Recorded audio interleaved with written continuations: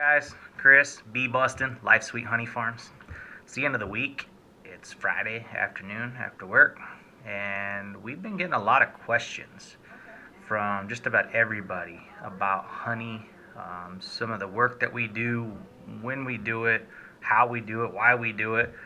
And I figured we would go ahead and just start answering some questions for people. So, from hopefully, I can do this quite a bit for you and answer the questions that actually mean something. So we're going to start putting this on Facebook. So you can find us on Facebook and check us out there. You can always email us, bbustinllc@hotmail.com. And you guys can get back with us on that stuff and start throwing us some questions. And I'll do my best to answer everything you got. So some of the questions I've got here is, what accounts for the differences in honey color? So obviously people see a lot of color in their honey. Later season honey is always going to be a little darker, and that comes from the different later season plants that bloom. And you also have heat involved. The longer honey's in a box, the hotter it gets, the more bees have to tend with it, so it starts to darken. The lighter the color, and that's by honey is graded by color. So if you have a really light color, that light color is going to have a higher price to it because it actually is a better quality honey because it's more sought after, I guess you could say. So the differences in honey color, if it's more white, more mesquite, okay? It's going to have more cat claw, more things like that, which are richer, more sweeter nectars. Why is honey solid and not liquid like some of the other local honeys? Well, honey naturally granulates inside of the comb. So during the wintertime, the bees don't keep it liquid. There's just no need for it. So it actually naturally granulates. And that's what honey is supposed to do. That's raw. If you see honey that's darker in color, has a liquid effect, and it's in the wintertime, they pasteurized it. So that means they kept it at a sustained temperature of 140 to 145 degrees for a good amount of time. So that way it gets a little darker and it keeps the same clarity. Now some bigger companies have to do that just so that way they avoid all the questions.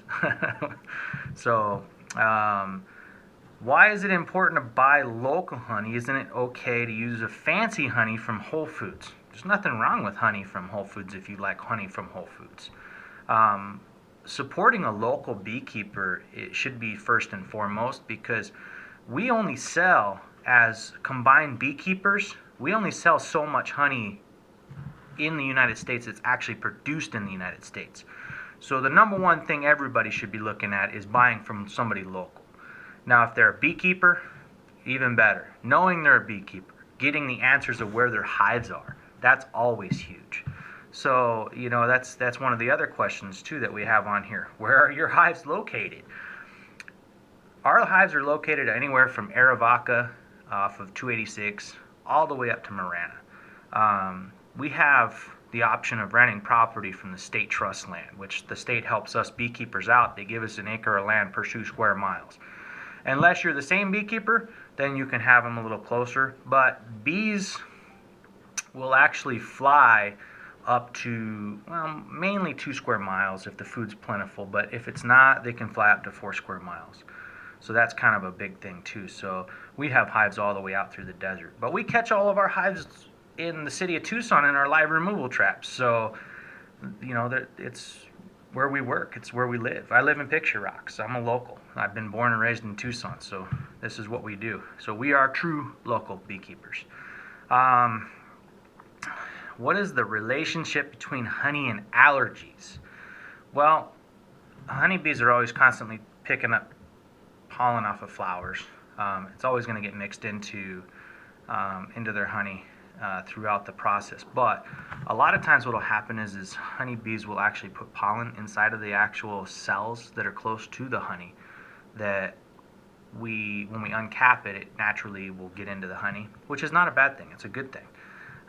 So what happens is the allergies, if you naturally subdue yourself to having pollens, things like that, getting into your system, your body will start, well, at first it's going to want to negatively react to it, but eventually it starts getting used to it. So you build up a tolerance to those plants.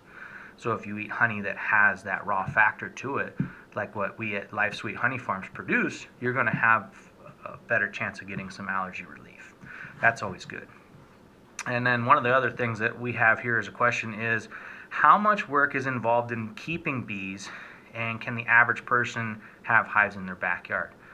Everybody could be a beekeeper, but it's more or less how much work do you want to put in. Honeybees are super susceptible to a lot of disease. Because us as man, we've always messed with them. So they anytime that they get a little sniffle, there's a medicine for that.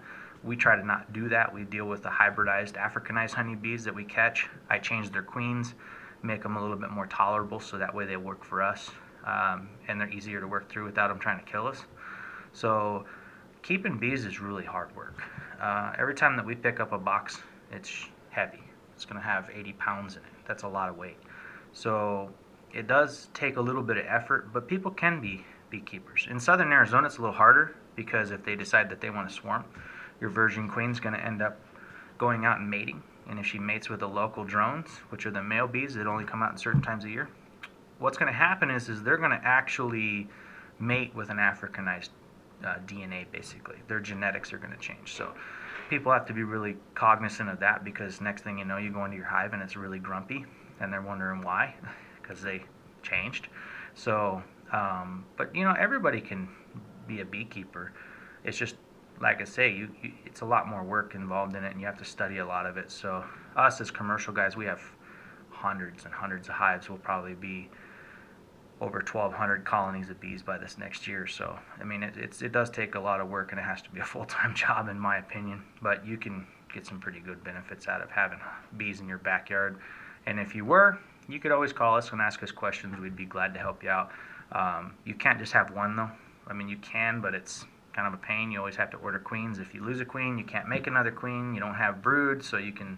There's a whole bunch of that stuff. So, but if anybody has some more questions in depth about that, I'd be glad to answer those too. So, like I said, Chris, Bee Bustin', Life Sweet Honey Farms, just trying to answer a few questions for you guys.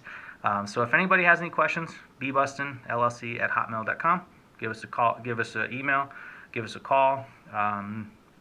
You guys can hit us up on Facebook.